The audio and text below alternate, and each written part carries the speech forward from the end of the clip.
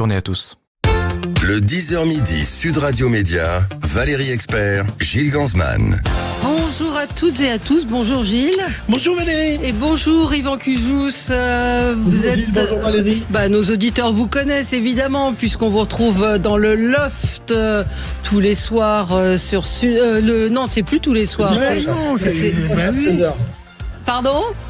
Le dimanche à 16h. Dimanche à 16h. Ouais, Et ce dimanche, on pourra également vous retrouver sur France 3 dans le cadre de la série que vous avez entamée, Nos Saisons Enchantées, et nos maisons, et nos saisons aussi, nos maisons enchantées. On avait parlé avec vous de Charles Trenet, on avait parlé également de la maison de Nino Ferrer, absolument. Et cette fois-ci, c'est Claude Nougaro qui est avec, c'est la maison de Claude Nougaro à Paris, la dernière maison qu'il a habitée, dans laquelle vous vous êtes rendu. Puis c'est évidemment cette série l'occasion de découvrir, de redécouvrir un chanteur, la création. C'est ce qui est vraiment intéressant dans votre émission. Et on aura Hélène Nougaro après la pub, la dernière femme de Claude Nougaro, parce qu'il a été marié 4 fois. Il a eu 4 femmes, hein, c'est ça, Yvan ?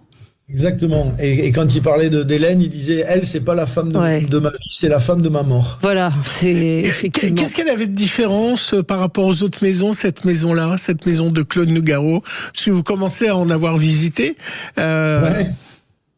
Ouais, c'est-à-dire que d'abord, on associe beaucoup Claude Nougaro à Toulouse. Ouais. Par cette chanson magnifique qu'il a écrite. Et en fait, la réalité, c'est qu'il a passé le plus clair de son temps à Paris, et que donc il y a un attachement très fort à Paris, et que cette maison qui a été sa dernière, effectivement, était à côté de Notre-Dame de Paris, et il a été beaucoup influencé par cette proximité de la cathédrale, à tel point qu'il avait dans sa chambre, on le voit dans le film, des rétroviseurs qui lui permettaient d'écrire depuis son bureau, en ayant un système de miroir qui lui faisait voir tout le temps, pendant son écriture, Notre-Dame de Paris. Donc c'était assez singulier. Oui, c'est assez singulier, parce qu'on découvre, c'est une des choses qu'on découvre dans votre document, c'est que il a habité très très longtemps à Paris, et ce paradoxe qui est celui de l'identification. Et puis on découvre en fait qu'ils écrivent vachement dans leur maison. Moi, j'avais plutôt l'image du chanteur qui allait s'isoler dans une île pour écrire, ou dans un café. Mais ils écrivent beaucoup dans leur maison en fait. Oui. Et même à Toulouse, Claude, il écrivait, il avait un chevalet sur un balcon qui dominait la Garonne, comme ça, et il écrivait sur ce chevalet comme un peintre face à un motif. Donc il avait quelque chose, qui était important dans le lien avec l'endroit où il vivait, Claude. Il y avait un côté comme ça, artiste dans l'atelier, comme un peintre, qui crée un atelier, qui écrivait dans cet atelier-là. Ouais. On va passer au zapping de Gilles, là, tout de suite. Sud Radio Média, l'instant zapping. Valérie, on venait tout juste de démarrer ensemble. On était très fiers. Nous étions le 13 février 2018 et on recevait Émilie Dequesne dans l'émission Média, qui avait à peine un an, on venait tout juste de démarrer sur une radio qui venait aussi de redémarrer sa grille. On était honoré de la recevoir, une comédienne césarisée. On était avec Éric Pernelet, avec Rémi Pernelet, et on était très content de la recevoir, et on avait été surpris avec sa simplicité et son enthousiasme. L'ironie du sort, c'est que ce 13 février, elle était venue pour un téléfilm qui s'appelle, je sais pas si vous vous en souvenez, Ma mère, le crabe et moi. Et elle racontait l'histoire d'une femme qui se battait contre le cancer du sein sans en parler à ses enfants. Et alors, ce qui est fou, parce que j'ai réécouté l'émission, ensemble, on parlait du cancer avec elle. Elle ne savait pas, bien évidemment, qu'un autre cancer la toucherait quelques années plus tard. Émilie Dequesne est morte cette nuit, à l'âge de 43 ans, et elle avait raconté son combat contre la maladie dans 7 à 8. Me revoilà partie pour la chimio que j'ai connue il y a un peu plus d'1 an, avec même petite dose en plus d'un truc nouveau qui, paraît-il, va surprendre la tumeur. Yay. Mais qui nécessite hospitalisation. Je vais à nouveau perdre mes cheveux. Et puis l'idée de me retrouver toutes les 3 semaines pendant 5 jours à l'hôpital. Quel type de cancer vous avez ? J'ai un corticosurrénalome. C'est un drôle de nom. Hein. Ouais. C'est un cancer hyper rare qui touche 1 à 2 personnes sur 1 million par an dans le monde. J'ai fait une formation express d'oncologie. Ouais, c'était quelqu'un de lumineux. Je regarde ce matin tous les hommages qui lui sont rendus de toutes parts, et c'était vraiment quelqu'un d'assez touchante et surtout une immense comédienne. Je ne sais pas si vous l'aviez connue, Yvan, mais elle est vraiment, c'est très très triste.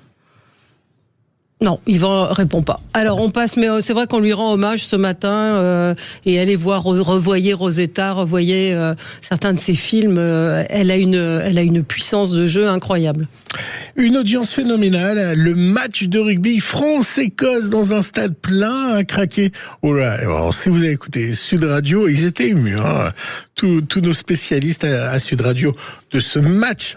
La France a gagné donc le tournoi Destination avec un Antoine Dupont et ses béquilles. Je ne sais pas si vous avez vu l'image qui s'est approché du podium pour soulever la coupe avec cette équipe de France qui a gagné le tournoi.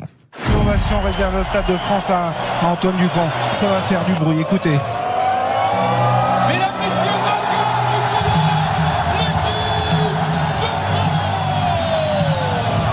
La France qui remporte le tournoi Destination 2025, et c'est vrai que c'est tout un collectif qui est couronné ce soir. On attendait ce titre depuis 3 ans, on l'attendait depuis 18 ans en année impaire.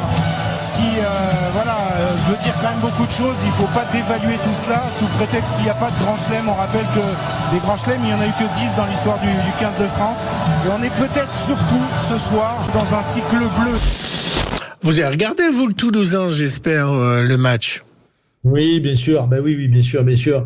C'est bien parce que ça va bien au-delà du rugby. Tout ça, c'est toutes ces valeurs qui sont véhiculées par ce sport merveilleux et qu'on aime retrouver dans cette forme de solidarité, comme ça, pour le copain qui est blessé, et à qui on veut rendre hommage en se dépassant. Et ça, c'est quand même le rugby qui permet ça. C'est magnifique. Est-ce que vous avez vu Louane à la mi-temps? Qu'est-ce que vous en avez pensé? Ah, bravo Valérie. Là, c'est la question piège. Je sais pas quoi en penser. C'est une prestation quand même extrêmement compliquée, le challenge qu'ils lui font faire d'arriver là. J'ai trouvé un peu que c'était n'importe quoi pour faire clair. J'ai pas adhéré, j'ai pas compris pourquoi on met ça au milieu du match. Alors à part pour faire de l'audience, mais les conditions ne sont pas du tout réunies pour faire une bonne prestation. Je pense qu'elle était peut-être pas au mieux pour faire ça elle. La chanson du coup, elle passe un peu à travers les mailles. On n'en a pas un aperçu très convaincant. Ouais, je suis très assez déçu sur le truc, quoi. Je pensais comme vous. Mais Gilles va nous passer un petit extrait. Tout à l'heure, et oui, en 5e son. Mais pour le moment, c'est une séquence choc et polémique du week-end. Jean-Luc Mélenchon qui part en vrille et en colère quand il est confronté, d'ailleurs ça lui arrive souvent, quand il est confronté à une question à laquelle il ne veut pas répondre, il part en colère. C'est ce qui est arrivé hier sur France 3 devant un Stéphane Le Tellier, mais alors médusé. La fiche Cyril Hanouna, c'est une erreur ou pas? Mais écoutez, monsieur, pourquoi vous me posez cette question? De quel droit? Qui vous êtes? Parce que c'est vous. Vous m'accusez? Est-ce que vous m'accusez? Pas du tout. Alors, taisez-vous. Vous êtes en train de continuer une campagne qui a démarré à l'extrême droite contre nous. Il fallait pas publier ce visuel. Alors, attendez. Donc, question. maintenant, on demande à l'extrême droite ce qu'on peut publier ou pas. Vous pensez que la tête de monsieur Hanouna, comme la mienne, ne peut pas être caricaturée. Moi, je suis caricaturé continuellement. Vous voulez que je vous montre les caricatures de Charlie Hebdo? Et ça n'est pas de l'antisémitisme. Pourquoi ça serait de l'antisémitisme? Ça suffit. Ça suffit maintenant. C'est Francis Le Tellier. Oui, Stéphane Le Tellier, c'est un attaché de presse. Voilà, Francis Le Tellier qui est... que vous connaissez. Voilà, donc vous l'avez vu, Yvan, décidément, ce matin. Oui, non, je découvre là, mais je suis tout le temps, c'est effarant qu'on réduise le débat politique à que des questions de forme, que Cyril Hanouna prenne autant de place dans les médias, qu'on ramène tout le temps ça à ces moments de pugilat ou de choses qui occultent tous les vrais débats, les vrais problèmes de société profonds. On amène les gens quand même dans cette espèce de misère intellectuelle, de pensée qui est affligeante, quoi. Moi, c'est un truc, j'en ai marre d'entendre tout ça. Oui, il y avait une question quand même qui était légitime de la la part du journaliste et quand même une réponse pour le moins étonnante. Nous, on va en reparler tout à l'heure dans les débats de Jean-Luc Mélenchon. Oui, mais bien sûr, mais Mélenchon, on a compris le jeu de Mélenchon, on a compris, je pense qu'à un moment donné, on donne de l'importance aussi, vous voyez, en remettant tout ça sur le tapis, quoi. Je trouve que c'est navrant, quoi, qu'on en fasse des caisses là-dessus. On donne beaucoup trop de déco, beaucoup trop de résonance à tout ça. Et on entretient, je pense, ce personnage-là, peut-être à un moment donné, il faut peut-être passer à autre chose et arrêter de lui donner de l'audience, quoi. Ouais. Vous avez vu, Valérie, d'ailleurs, que Javier Miller, le président argentin, lui, a décidé en conférence de presse de pouvoir mettre un bouton et on pourrait couper les micros des. Non, j'avais pas vu. La news, c'est qu'il veut faire un bouton muet, puis quand la question ou quand la personne parle trop, il appuie sur le bouton et. Ou Donald Trump qui choisit ses journalistes. Oui, qui veut que des blogueurs et autres. Alors, je sais pas si vous avez regardé ça hier soir sur M6, un Capital qui a fait réagir énormément sur les réseaux sociaux, sur la gabegie des dépenses dans les services publics. Alors c'était un documentaire incroyable que n'aurait pas regretté notre Jean-Pierre Pernaut, vous savez dans combien ça coûte sur la gabegie de l'argent. Écoutez cet extrait, vous allez voir, c'est assez édifiant.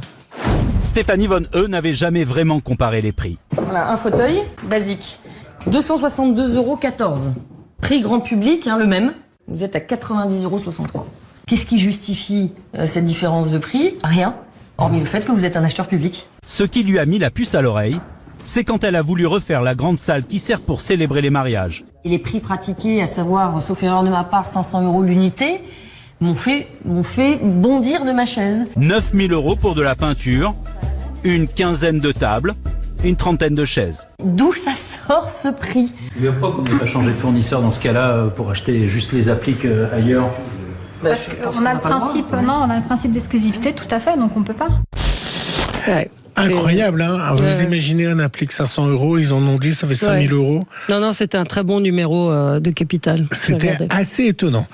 On en a parlé tout à l'heure, Valérie, sur le lancement de la chanson française de l'Eurovision à grande échelle au cours du match France-Écosse avec un pic à 9 millions. Je pense que c'était plutôt ça aussi l'idée, c'est que la France ne vote pas, vous savez, à l'Eurovision, Yvan.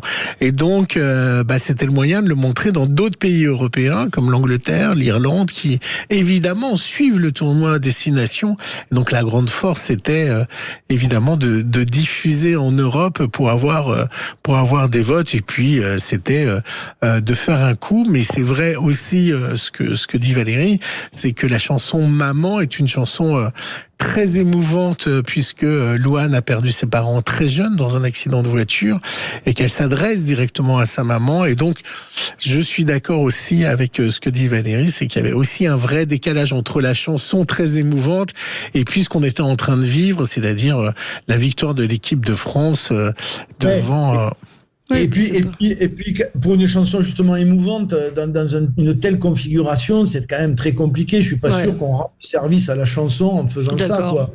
Moi, je suis d'accord. On comprend totalement l'intention, mais les ficelles sont un peu grosses. C'est-à-dire que moi, c'est ce qui me gêne. Dans l'artistique, quand on voit les ficelles, on enlève de l'émotion, on enlève la bonne intention. Là, c'est gros, quoi. On prend maman, c'est le mot clé de la chanson. On a compris qu'il fallait que ce soit un mot court, qui est compris par tout le monde. Comme quand c'était madame, monsieur, c'était merci.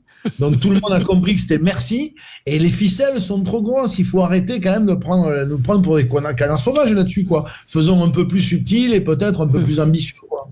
Ah, vous êtes contre l'Eurovision, donc. Mais pourquoi vous dites ça? Non, mais je taquine. Non, on n'est pas contre l'Eurovision. On a le droit d'avoir un avis sur une chanson qu'on trouve décalée dans ce lieu-là et à ce moment-là. Non, parce qu'il parlait de la chanson aussi précédente de l'Eurovision. Non, mais c'est pas être contre l'Eurovision du tout, Gilles. C'est juste dire qu'il y a des ficelles qui se voient et que quand même c'est un peu gros, quoi. Je trouve que c'est peut-être un peu facile, quoi. Vous voyez ce que je veux dire? Peut-être un peu plus de risque artistique. Ils en ont pris à une époque, les Fatal Picard. Non, il y avait eu. Moi, je préférais ça à la limite, au moins, voilà. Super. On regarde les scores, c'est pas les mêmes à l'arrivée. Fatal Picard avant dernier.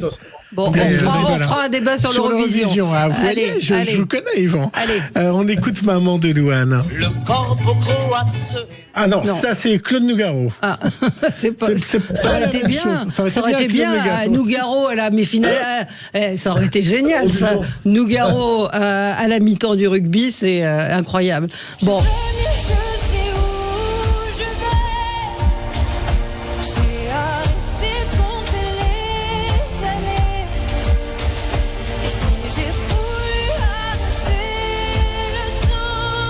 Voilà.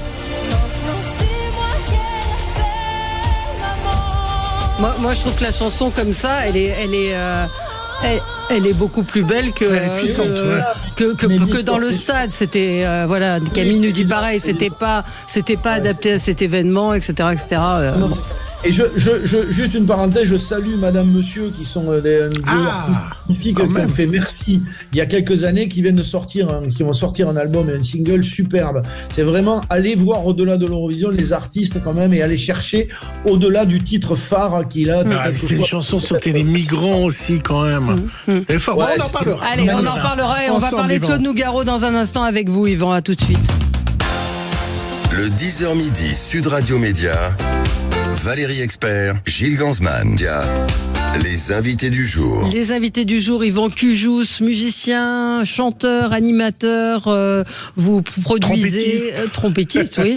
Musicien, c'est trompettiste. Vous produisez une série formidable sur France 3, Nos Maisons Enchantées. C'est à voir ce dimanche à 15h40, le Paris de Nougaro. Oui. Et on a également en ligne avec nous Hélène Nougaro. Bonjour.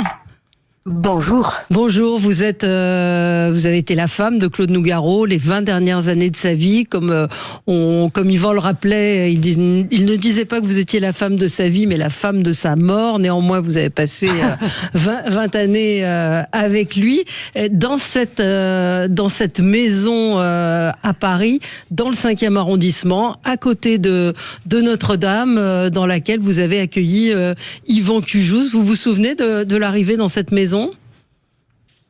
Ah oui, je m'en souviens, mais ce n'est pas quand j'ai rencontré Claude. Claude habitait le 18e, il habitait avenue Junot en 1984 et la rue Saint-Julien, c'est 1999. 1999. Je m'en souviens très bien, oui. Voilà. Et pourquoi il a décidé de changer ? Alors, juste un mot quand même, ce que disait Yvan, que c'est incroyable parce que, effectivement, Nougaro est associé à Toulouse. Or, il a passé la plus grande partie de sa vie à Paris.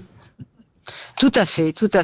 Oui, mais ça c'est la rançon de la chanson de Toulouse qui est un hymne et qui identifie complètement Claude à Toulouse. Voilà. Mais est-ce que c'était un amoureux, pour rebondir sur la question de Valérie, est-ce que c'était un amoureux de Paris ? Est-ce qu'il était heureux de vivre dans la capitale ? Parce que pour bien connaître un peu Toulouse, c'est pas la même vie, c'est pas la même façon d'être. Qu'est-ce qu'il retrouvait à Paris ? Mais Claude a presque toujours vécu à Paris, c'est ça, sauf vraiment son enfance, sa petite enfance. Et il n'avait pas des souvenirs particulièrement heureux d'ailleurs à Toulouse. Ouais. Après, si Toulouse est revenu c'est parce qu'en fait nous nous sommes rencontrés à l'île de la Réunion, mais j'étais toulousaine. Oui, vous le racontez. On a racheté un appartement, à Toulouse, et ça l'a un peu fait redécouvrir Toulouse. Oui, vous le racontez d'ailleurs à Yvan Cujous dans le documentaire, hein, votre rencontre avec Claude Nougaro. Et un auditeur me dit, Claude Nougaro avait également une maison où il écrivait dans l'Aude, dans un petit village des Corbières, je crois, à Paziol, je ne sais pas. Paziol.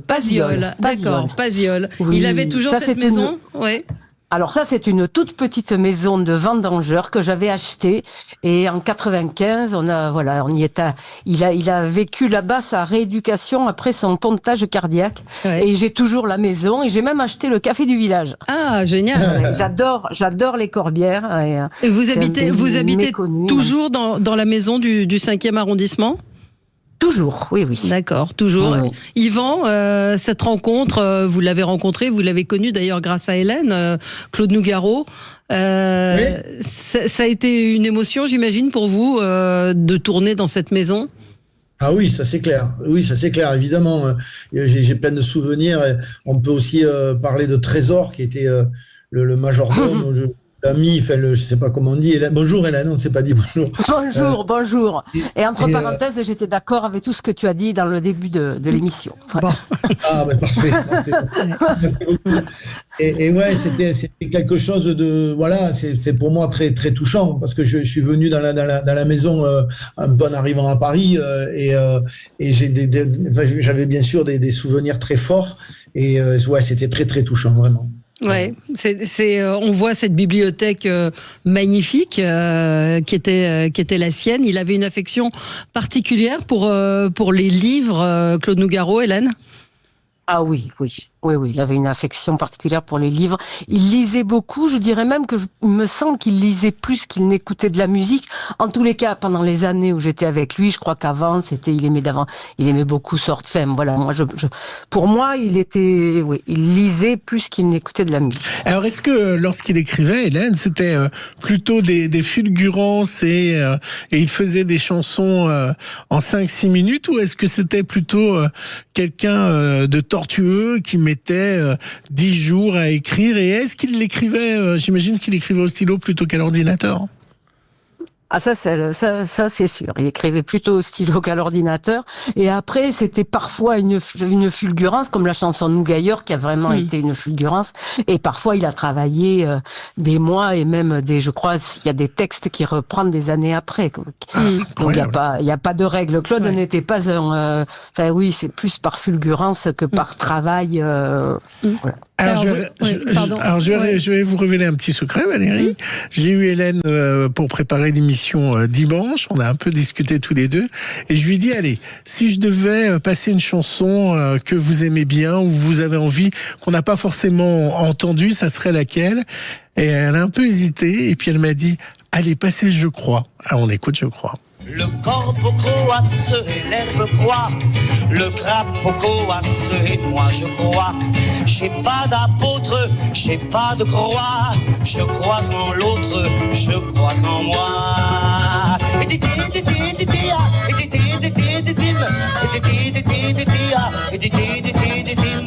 Le corbeau croasse et moi je crois.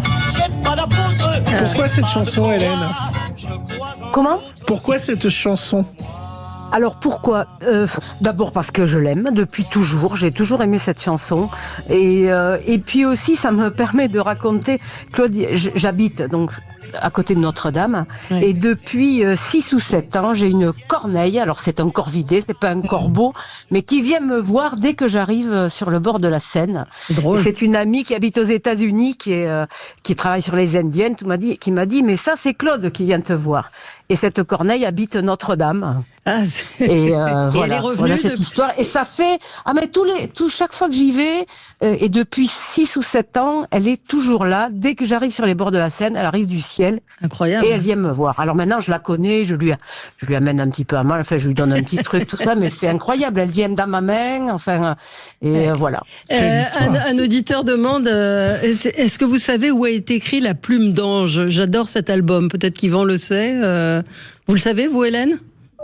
Alors, Plume d'Ange, je crois que c'était encore Avenue des Ternes. Oui. Ah oui, vous avez déménagé. C'est les années 70. Ouais. Moi, j'ai été là. Moi, je connaissais pas que je crois que c'est 73 Plume d'Ange. Ouais. Je crois que c'était encore Avenue des Ternes. Ouais. Elle incarne bien d'ailleurs le document, parce que le documentaire de dimanche prochain, parce qu'elle parle, cette chanson, ce texte, beaucoup de Montmartre, des escaliers de la Butte, la rue Moncenis. On est vraiment à Montmartre dans Plume d'Ange, qui est un merveilleux texte, une merveilleuse nouvelle. Oui, c'est ce que me dit Stéphane, j'adore cet album. Stéphane nous dit, j'ai vécu mes plus beaux concerts avec Claude. Vous voyez, il est intime à la fête de l'UMA, quel bonheur. Et dans revenons à votre document, qu'on pourra voir dimanche sur France 3, il y a des rencontres magnifiques. Alors vous avez revisité également, il n'y a pas que les maisons, les lieux qui ont été importants pour Claude Nougaro. Moi, j'ai découvert des tas de choses, qui voulait être danseur, qui voulait être journaliste pendant un moment, et que les premiers textes, en fait, il ne les chantait pas, il les disait. Et ça, c'était au Lapin à Gilles, c'est ça? Ouais, c'est ça. En fait, il écrivait, Claude, enfin, c'est mieux que moi, mais il écrivait, et puis il a été convaincu de passer à la chanson, comme d'autres, comme Brassens à l'époque de Patachou. Ces gens-là écrivaient pour d'autres, et puis tout d'un coup, on leur dit, mais qui de mieux que toi pour incarner ces textes? Claude, il fait ça, et puis il commence au Lapin Agile. On s'y retrouve d'ailleurs dans le documentaire. On y est avec Nathalie Dessay, on y est avec Yves formidable. Cassard. On a les frissons quand on les écoute. Cette chanson Dessay, Cassard, c'est incroyable. Ouais, on a vécu vraiment un joli moment là, assez magique, assez suspendu, dans un lieu qui est quand même aussi mythique, le Lapin Agile. Et c'est vrai que je crois que c'est vraiment revenir sur les traces de Claude d'aller au Lapin Agile. C'est les débuts, quoi, vraiment. Ouais. Oui, et puis Claude, en fait, il ne voulait pas chanter parce que son père était chanteur d'opéra et que pour lui, pour Claude, au départ, il n'avait pas de voix, quoi. Oui, c'est ça. Il était, il avait ce complexe du chanteur d'opéra et c'est Michel Legrand qui l'a vraiment poussé à chanter. Oui. On va marquer une petite pause. On se retrouve dans un instant avec vous pour la suite de l'émission Média avec vous, Hélène Nougaro, et avec Yvan Cujous pour ce très très beau document à ne pas manquer dimanche sur France 3 dans le cadre de votre série Nos Maisons Enchantées. À tout de suite. Le 10h midi Sud Radio Média, Valérie Expert, Gilles Gansman, Sud Radio. Le supplément média. Le supplément média, toujours avec Yvan Cujous, que vous retrouvez tous les dimanches sur Sud Radio dans le Loft, et puis dimanche prochain sur France 3 pour ce nouvel épisode dans votre série des Maisons Enchantées. Après Trenet, après Nino Ferrer, c'est au tour de Claude Nougaro, et on est également avec Hélène Nougaro qui vous a ouvert les portes de sa maison du 5e arrondissement dans laquelle Claude Nougaro a vécu les dernières années de sa vie.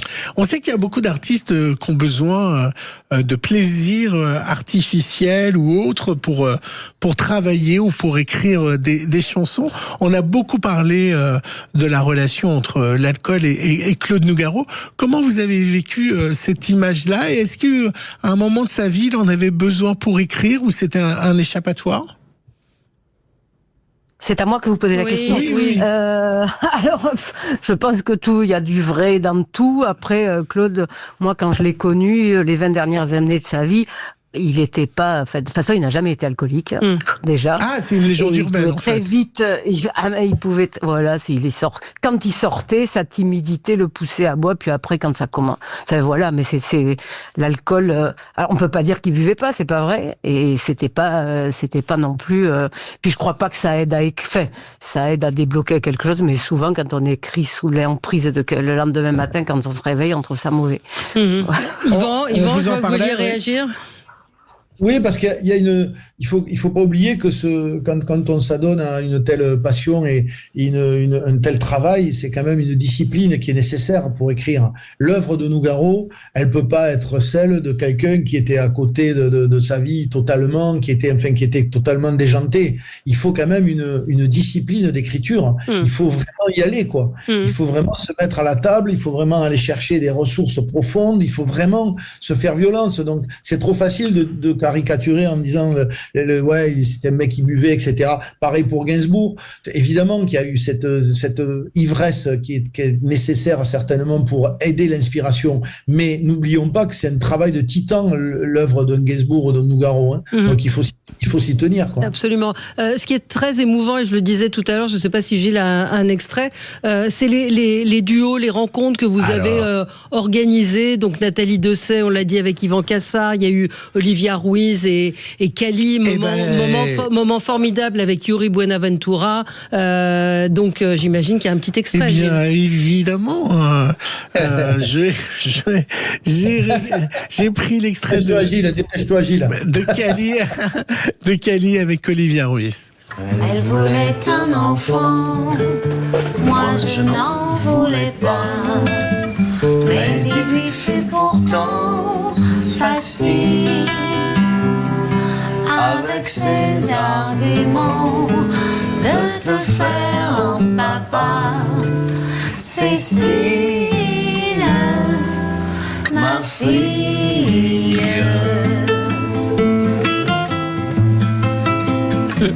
On voit l'émotion à chaque fois, que ce soit Nathalie Dessay, que ce soit... Bon, ils ont une histoire tous les deux un peu particulière, avec Claude Nougaro, Nathalie Dessay et Yvan Cassard. Elle, c'était la fée Clochette.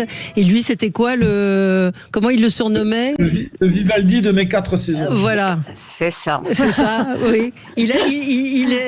Vous avez été touchée, Hélène, vous avez vu, j'imagine, le document qu'on va pouvoir voir dimanche après-midi. Non, je ne l'ai pas vu. Vous l'avez pas vu? J'y ai participé, mais je n'ai pas... Non, je ne l'ai pas eu.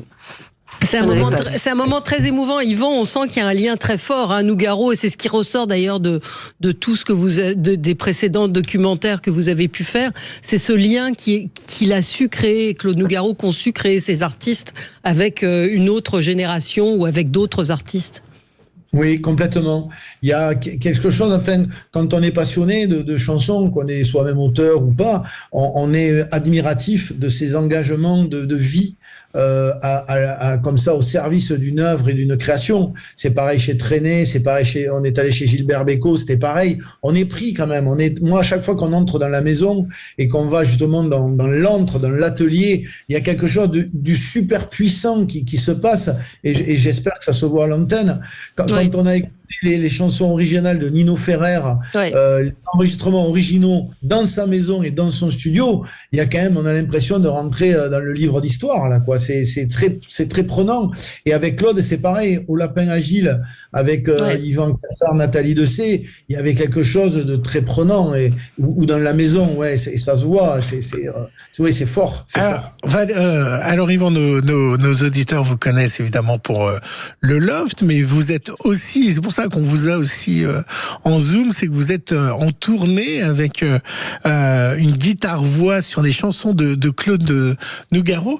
Qui vient vous voir? Quel public vient vous voir? Est-ce que vous avez des jeunes qui viennent vous voir? Est-ce que Claude Nougaro est encore populaire auprès d'une jeunesse? Parce que c'est vrai que la radio diffuse moins ces titres. Oui, c'est vrai. Après nous, dans notre duo, il y a plusieurs angles d'attaque, si je puis dire. Il y a le talent de Louis Winsberg, qui est quand même un guitariste d'exception. Donc il y a le côté jazz. Et puis Claude Nougaro, il est au carrefour des musiques du monde, de la chanson française, du jazz. Donc en fait, ça brasse un large spectre de public. Et puis les chansons, elles sont quand même, quand des chansons comme ça de cette facture ne se démodent pas en fait. C'est la poésie, quoi. Donc c'est la poésie en musique finalement, et ça intéresse. Et puis ça se transmet. Vous savez que on peut être surpris. Il y a des endroits à Paris de jazz. Il y a un endroit qui s'appelle la Gare à Paris où vous avez tous les semaines où très très souvent des 400 ou 500 jeunes qui vont écouter du jazz, et il faut être confiant là-dessus parce que la transmission, elle se fait quand même à un moment donné assez naturellement. Les belles choses reviennent et tant mieux. Il faut être optimiste là-dessus. Hélène, est-ce que c'est vous qui gérez aujourd'hui la mémoire de Claude Nougaro? On sait qu'il a eu 4 enfants, mais quelle est votre action aujourd'hui? Non, mais c'est tous ensemble, la gestion du droit. Après, on essaie chacun d'apporter, d'apporter ses souvenirs et son histoire. Est-ce que vous avez eu des demandes surprenantes de ce qu'on appelle la synchronisation, d'utiliser Claude Nougaro pour des pubs ou pour des films? Vous avez des demandes que vous avez refusées? Alors, il y en a des demandes. Oui, il y a des demandes. Alors, la plupart sont acceptées, quelques-unes sont refusées, mais peu en définitive. Et qu'est-ce que vous avez refusé? Qu'est-ce qu'on a refusé? Alors, la dernière, je me rappelle que je crois que c'était 4 boules de cuir pour le vaccin. Je crois que c'était l'État, il me semble que c'était d'utiliser cette chanson pour inciter à se faire vacciner. Et vous avez refusé? C'est pas moi, mais c'est deux filles, deux enfants qui ont refusé, donc on refuse. C'est vrai que je me souviens qu'il y avait une chanson il y a une sur la vaccination, je me souviens plus laquelle, Valérie, mais c'est vrai que je me souviens, étonnant. Et Hélène, un auditeur me dit on le voyait peu à la télévision, même au grand échiquier. Il n'aimait pas la télé? Alors, il a fait le grand échiquier. Ouais. Claude, il n'était pas à l'aise à la télé. Ah ouais. Et là-dessus, il était encore à une contradiction. Il pouvait regretter de ne pas passer à la télé, mais ne pas vouloir y aller. Donc, non, il n'était pas à l'aise. Il n'était pas à l'aise dans les médias. Il n'était pas à l'aise. Ouais. Alors vous, en revanche, Yvan, vous êtes très à l'aise. Je dois remarquer, on s'est un peu connus à Sud Radio. On a même travaillé ensemble. Moi, déjà, je vous félicite. Vous êtes parti d'une émission diffusée sur des antennes régionales pour vous retrouver en national. C'est extrêmement rare pour bien connaître la télé. Donc, félicitations d'avoir amené un programme qui part d'une région pour arriver en national, puisque vous êtes maintenant sur France 3 en national. Quelles vont être les autres maisons ?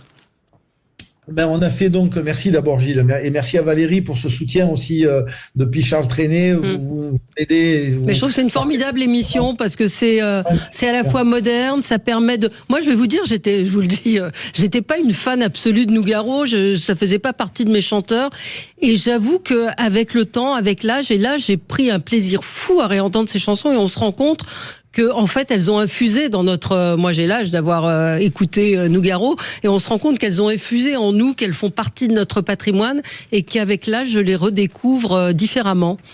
Oui, certainement. Oui, mais c'est super. Et j'espère que les gens aussi vont suivre ce programme. Donc on a fait Charles Trenet, on a fait Nino Ferrer, on a fait Gilbert Bécaud, on a fait. Oui, Bécaud, c'était formidable Claude. aussi.